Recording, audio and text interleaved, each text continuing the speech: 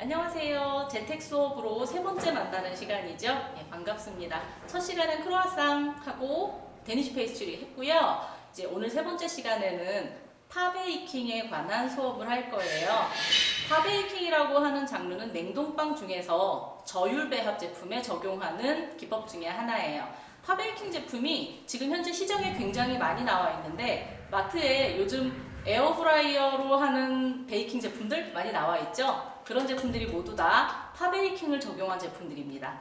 파베이킹이라는 것은 빵을 굽는 과정을 70%까지만 진행을 하고 나머지 30%는 소비자가 진행을 하거나 아니면 이후에 업소에서 따로 진행을 해서 빵을 한꺼번에 많이 만들어서 냉동고에 넣어놓고 그 30%를 나중에 진행해서 늘 갓 구운 빵을 공급을 해주는 것처럼 해주는 게 파베이킹이에요. 주로 저율배합에 적용을 하는 이유는요, 저율배합 제품들은 성형 형태에서 냉동을 했을 때 나중에 해동하면 풀어지는 경우가 굉장히 많아요. 그래서 효소의 모든 작용을 다 정지시킨 뒤에 냉동을 하게 됩니다. 그래서 파베이킹을 적용한 제품으로 세 번째 시간인 오늘 수업은 명란 바게뜨예요. 그래서 오늘 명란 바게뜨를 제조를 하면서 파베이킹 시점 지금 찍고 있어? 네. 예, 다시 할까요? 찍어서 어떻게? 네, 다시 하죠. 뭐. 야, 여기다가 아까 그거 어떻게 편집해서. 해. 네. 네, 편집하면 되니까. 아까 얘기했던 거 맞춰 네. 쭉 얘기해서 내용실을 이어서 그러면은 해주세요. 예. 오늘은 명란 바게트를 만들어 볼 텐데요. 명란 바게트는 파베이킹 시점까지 굽는 시점에서 구워서 냉동을 한 뒤에 나머지 30%를 구울 때 명란 소스를 발라서 다시 한번 구워요. 그래서 두 가지 시점을 모두 다 영상으로 보여드리도록 하겠습니다. 그럼 명란 바게트 실습을 시작하도록 하겠습니다. 명란 바게뜨 재료입니다. 여기 미리 키워놓은 르방이에요. 천연 발효종이고요. 르방이 없으면 폴리시로 대체를 하셔도 되고요. 소금, 이스트, 그리고 요건 T65라는 밀가루인데 회분율이 높은 밀가루예요. 그래서 통밀을 쓰는 것보다 조금 더 구수한 맛을 주는 가루여서 사용을 하고 있는데 우리나라에서 판매하고 있는 밀가루는 모두 다 회분율이 45 정도라고 생각하시면 되고요. 요건 이제 조금 더 밀기율이 많이 섞인 65. 프랑스 빵이나 저배합 빵을 만들 때 많이 사용을 합니다.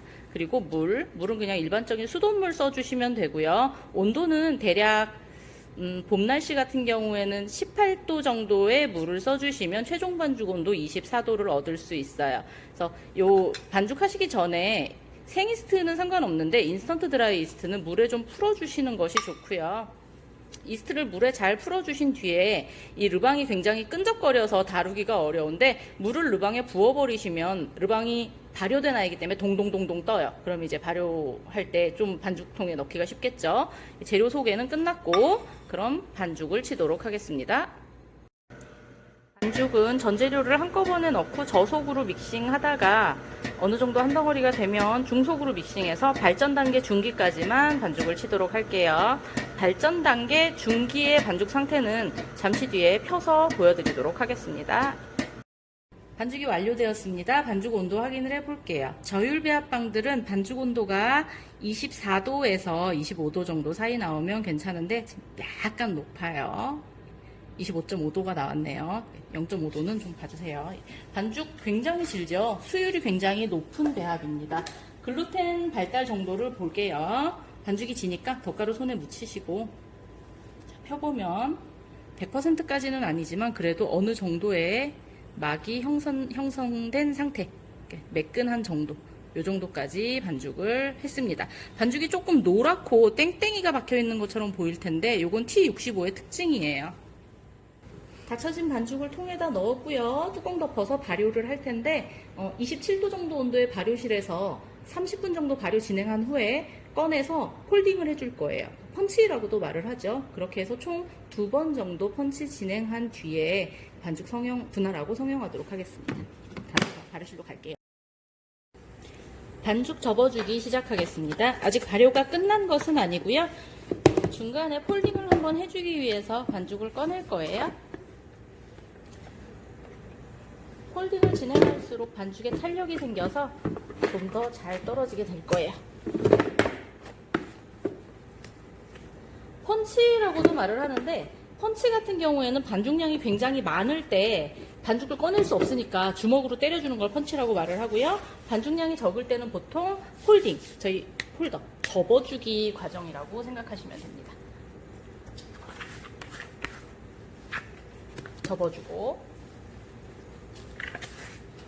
접어주고,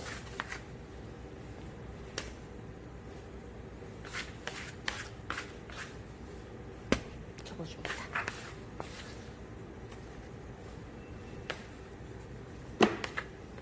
잘 접어서 다시 한번 정리를 깨끗하게 해주신 다음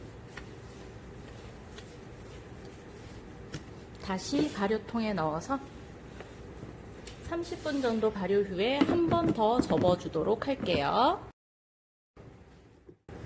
명란 바게트 반죽 두 번째 접기를 시행할게요. 접기를 진행하면서 글루텐이 발달해서 아까보다 훨씬 더 찌꺼기가 좀 적게 떨어지죠? 접어주겠습니다. 당겨서 접고, 당겨서 접고, 당겨서 접고.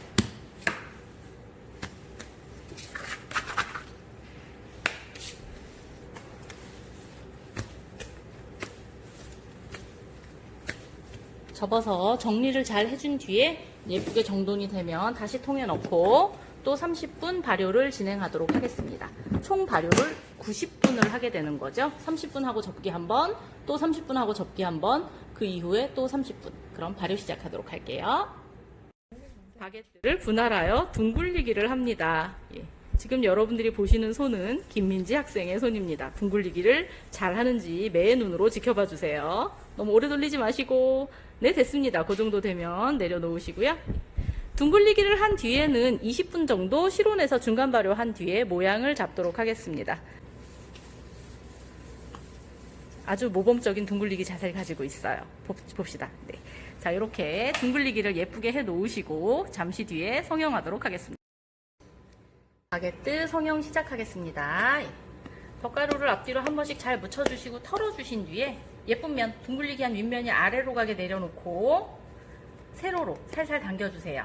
총 3번 접을 건데 가볍게 접어서 이쪽 면이 당겨지게 눌러주고 살짝만 누르시면 돼요. 그리고 뒤집어서 또 중앙으로 이렇게 눌러주고 그 이후에 요 면과 요 면을 붙여줄 거예요. 간단하게 3번 접기. 얘는 아주 짧은 바게트이기 때문에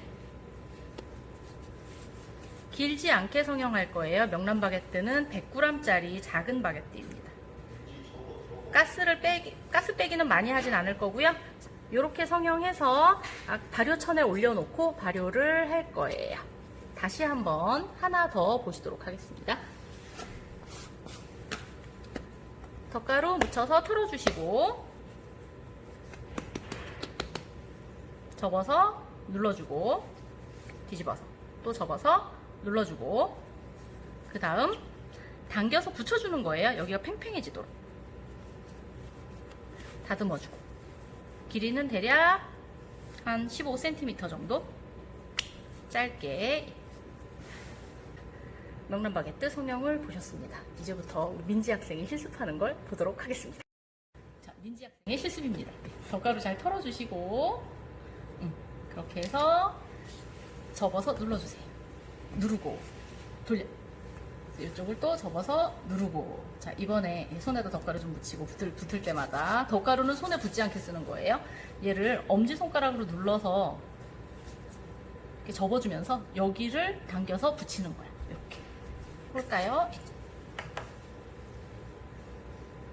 네, 미쳐 붙지 않는 이음에 꼬집어주고 굴려서 정리. 오케이, 예, 하나 더 해봅시다.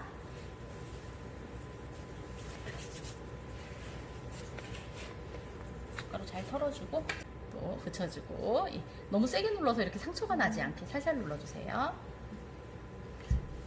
콩콩콩콩. 바게트는 팽팽하게 당겨줘야 팽창을 잘해요. 네, 됐습니다. 팽님. 명란 바게트 발효가 다 되었어요. 원래 크기 2배 정도 되면 이 녀석을 천에서 실리콘 페이퍼로 옮겨줍니다. 옮길 때는 반죽이 충격받지 않도록 주의해 주셔야 하고요.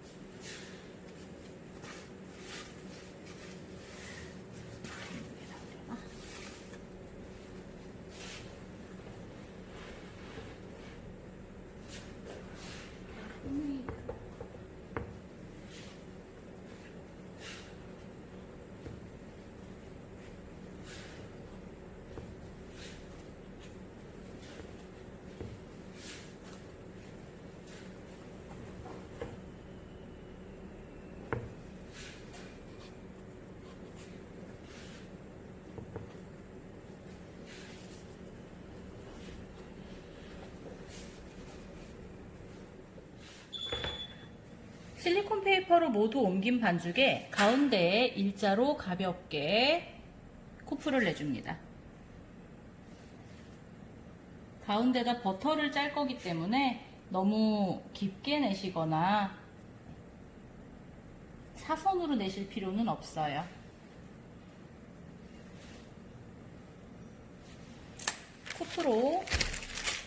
칼로 코프를 내주신 뒤에는 이 부분에 버터를 한 줄 짜주세요. 쫙 벌어지게 하려고 하기 위함이고요. 구워내고 나서 대략 한 10분 정도 구워내고 나오면 파베이킹 상태가 돼요. 그 상태에서 얼려도 좋고, 얼린 뒤에 나중에 구울 때 명란을 얹게 되겠죠. 그리고 10분 정도 구운 후에 바로 구우려면 바로 명란을 얹으시면 되겠습니다. 자, 그럼 오븐에 바게트를 넣도록 하겠습니다. 지난 시간에 치아버터와 마찬가지로 실리콘 페이퍼 이용해서 안에다가 밀어 넣으시면 되는데 용감하게 넣으세요. 망설이면 잘 나오지 않습니다. 자, 이렇게 해주시고 스팀을 한번 분사해주면, 자, 요거는 명란 바게트에 사용할 명란인데요. 색깔이 하얗죠. 고춧가루 넣지 않고 만드는 백명란입니다. 그래서 명란 바게트용 명란을 구매하실 때는 반드시 백명란으로 구매를 해주시고요. 아주 고운 채 준비해 주시고, 이게 굉장히 짜요. 그래서 미리 물을 좀 빼주는 작업을 해야 되는데 얘가 껍질 벗기고 나면 아주 작은 알이기 때문에 가능하면 고운 채에다 받치셔야 손실이 많이 없습니다. 자, 명란 껍질 벗겨볼까요? 가위 집어넣어서 이렇게 갈라주시면, 이게 알집이기 때문에 껍질이 이렇게 벗겨져요. 주문진에서 샀습니다. 주문진에 백명란 잘하는 집이 있어요. 자, 이렇게 껍질만 빼고 속을 잘 발라서, 어머나 명란이 도망가고 있어.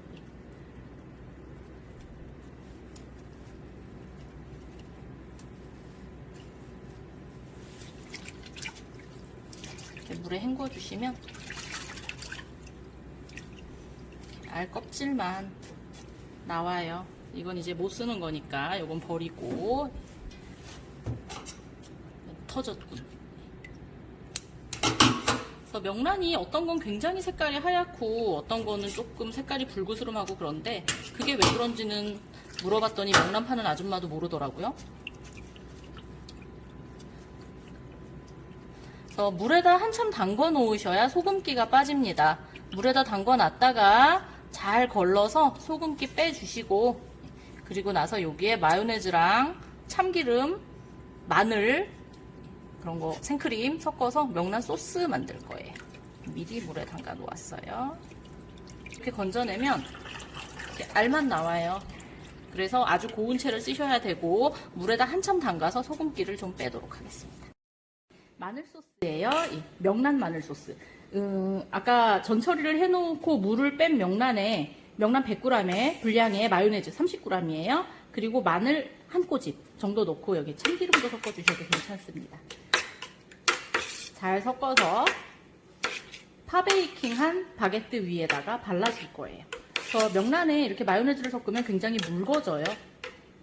그래서 이거는 뭐가 잘못된 게 아니라 마요네즈가 명란 때문에 풀어지는 현상이니까 너무 놀라지 않으셔도 됩니다. 대략 10분 정도 됐어요. 그러면 이 녀석이 오븐 스프링이며 효소의 활성은 모두 다 멈춘 상태입니다. 작은 녀석은 조금 더 많이 익었죠. 파베이킹 제품은 이 상태에서 얼려요. 이 상태에서 얼렸다가 이제 소비자가 소비하기 직전에 뭐 소스를 뿌린다거나 해서 해동해서 다시 굽게 되고요. 그리고 저희는 오늘 명란 바게트를 만들 거잖아요. 이 녀석을 얼렸다가 해동한 아이라고 칩시다. 파베이킹에서 얼렸다가 해동한 아이들이에요. 그러면 가운데 갈라진 부분에 명란 소스를 발라주고요. 이거 오븐에 들어가면 흐르지 않아요. 얘 요대로 구워집니다.